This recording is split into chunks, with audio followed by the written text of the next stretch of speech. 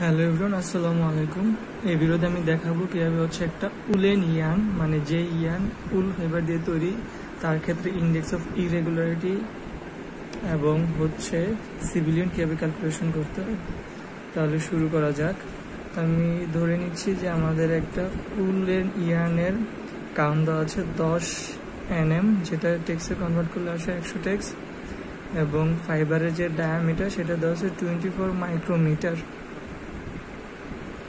এবং CV effective বা CB measured বা অ্যাকচুয়াল কোএফিশিয়েন্ট অফ ভেরিয়েশন আসছে 15%।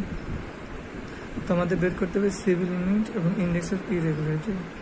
তো নর্মালি কটনের জন্য আমাদের যেটা সিবি লিমিটের সূত্র 100 ডিভাইডেড √n ইন্টু পার্সেন্টেজ, আবার n টি ডিভাইড বাই টিএফ। টি আমাদের স্লাইবার রবিং বা ইয়ানের কাউন্ট টেক্সে, এবং টিএফ ফাইবার কাউন্ট, সেটা টেক্সে। আর কটন ফাইবারের ক্ষেত্রে আমাদের ফাইবারের ডায়ামিটারের যে ভেরিয়েশন ওটা কাউন্ট করা হয় না, কিন্তু উলেন ফাইবারের ক্ষেত্রে ফাইবারের ডায়ামিটারের ভেরিয়েশনটা কাউন্ট করা হয়, এবং এই ক্ষেত্রে সূত্রটা একটু ভিন্ন হয়, এবং সূত্রটা CB limit is equal 3.58 into DF divide by T, এবং ডিএফটা আসবে আমাদের মাইক্রোমিটার ভ্যালুতে, এবং টি দ্বারা বোঝাচ্ছে আমাদের ইয়ার্ন কাউন্ট, যেটা টেক্সে, এবং পুরো রেজাল্ট আছে পার্সেন্টেজে।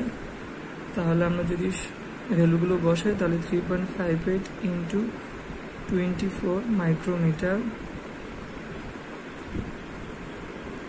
ডিভাইড বাই √ওভার ইন্টু 100, যেটা টেক্সে, এবং পুরো রেজাল্ট আসবে পার্সেন্টেজে। তাহলে আমাদের রেজাল্ট আসে সিবি লিমিট ইজ ইকুয়াল 8.59%। তাহলে ইন্ডেক্স অফ ইরেগুলারিটির সূত্র সিবি ইফেক্টিভ বা সিবি মেজর্ড বা CB actual divide by CB limit. তাহলে আসে 15% ডিভাইড বাই 8.59% ইজ ইকুয়াল 1.74। তাহলে আমরা একটা উলেন ইয়ানের জন্য ইন্ডেক্স অফ ইরেগুলারিটি পেয়ে গেলাম 1.74, এবং সিবি লিমিট পেয়ে গেলাম 8.59। That's all in this video.